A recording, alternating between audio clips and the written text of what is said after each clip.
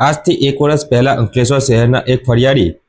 બોમ્બેથી USA અને યુએસએથી Bombay return ticket તેમજ યુએસએમાં hotel booking માટે ઓનલાઈન ગૂગલ પર સર્ચ કરી બાલાજી હોલિડેઝ નામની ટૂર્સ એન્ડ ટ્રાવેલ્સ નામની ટિકિટ એજન્સીની વેબસાઇટ પર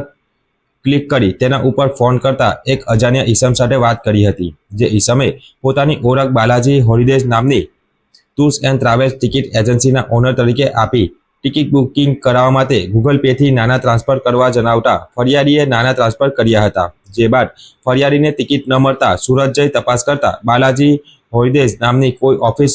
મળી આવી ન હતી અને ફરિયાદી સાથે અલગ અલગ ગૂગલ પેથી ₹3,89,000 મેળવી છેતરપિંડી થયાનું બહાર આવ્યું હતું। આ અંગેનો ગુનો અંકલેશ્વર શહેર એ ડિવિઝન પોલીસ મથકે દાખલ કરવામાં આવ્યો હતો।